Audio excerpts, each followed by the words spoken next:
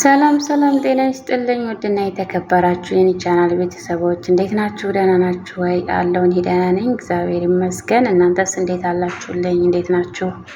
በያላችሁበት ሰላማችሁ ብዝት ይበልልኝ እያልኩኝ እንግዲህ በክፍል 11 መጥቻላችኋለሁ። ከክፍል 10 ምን ተማራችሁ? እንግዲህ ክፍል 11ስ ምን ይመስላል የሚለውን አሁን እናየዋለን ማለት ነው። እንግዲህ እንደተለመደው ላይክ፣ ኮሜንት እንዲሁም ሰብስክራይብ እያደረጋችሁ አበረታቱኝ እላለሁኝ። አሁን ወደ ቀጣዩ ራሄልን ዶክተሮቹ አንስተው ውሃ አደረጉላት። ከዛም ከ30 ደቂቃ በኋላ ነቃች።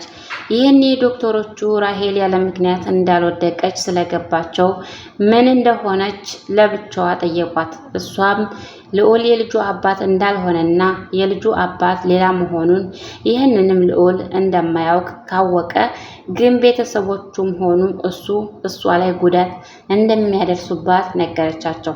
ይህኔ የልጁን አባት ማግኘት ከቻለች በሚስጥር እሱ እንደለገሰ ተደርጎ ልጇ እንደሚድንላት ነገሯት። ራሄል ብዙነህ ጋር ደወለችለትና ልትነግረው የምትፈልገው ሚስጥር እንዳለ ነገረችው።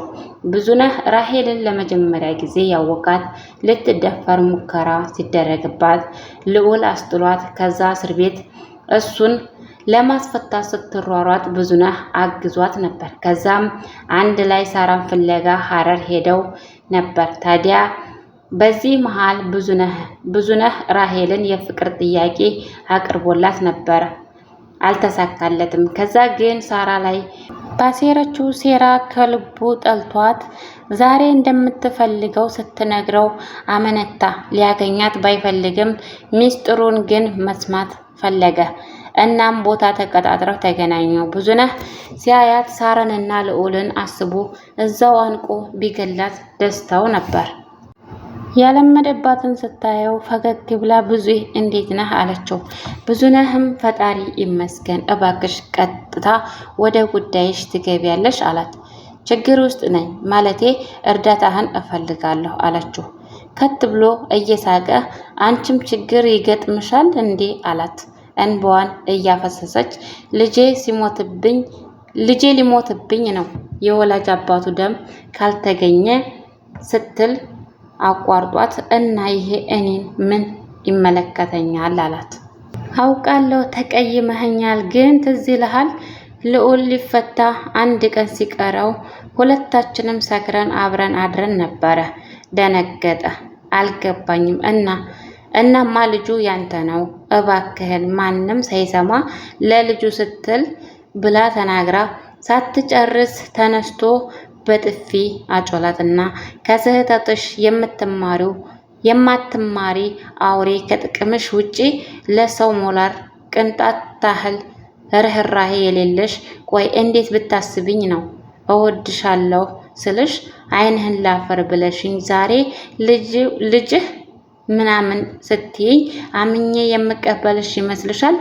ድሮም ልዑል እንዳላስረገዘሽ ጠርጥሬ ነበረ።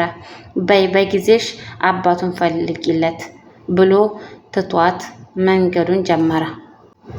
ራሄል ቀወሰች። ሩጣ ተከትለው እግሩ ስር ተደፍታ ለመነችው። የሰው ሁሉ ዓይን እነሱ ላይ አተኮረ። ከዛም ተነሽ አላትና አንድ ነገር ልንገርሽ፣ ልጁ እንዳልሽው የኔ ከሆነ አድነዋለሁ፣ ግን ይሄን ሁሉ ነገር ቅድሚያ ለልዑል ትነግሪዋለሽ። ሳራን ምን እንዳደረግሻት አንድ ባንድ ታስታውሸዋለሽ አላት። ይሄንን እንዳደርግ ያዘዘችኝ እናቱ ናት። እመነኝ፣ እኔ ልዑልን አፈቅረው ነበር እንጂ ህይወቱን መበጥበጥ አልፈልግም ነበር። እናቱ ግን በታመመችው እናቴ ይዛኝ ልዑልን ከሳራ እንድለያየውና ከሱ እንዳረግዝ አዘዘችኝ። እኔ ማንም አልደፈረኝም። ሁሉም ድራማ ነበር። ልዑል በማያውቀው ነገር የታሰረው ፖሊሶቹን ከፍላቸው ነው። ብዙነህ በግርምት ይሰማ ጀመረ። ከዛ ግን ልዑል ፈጽሞ ሳራን መክዳትም ሆነ ሌላ ሴት አቅፎ ማደር እንደማይችል ስረዳ አንተን አሳሳትኩ፣ እናም አረገዝኩለት ብዬ ለእናቱ ስነግራት በጣም ተደሰተች። ይሄው ነው።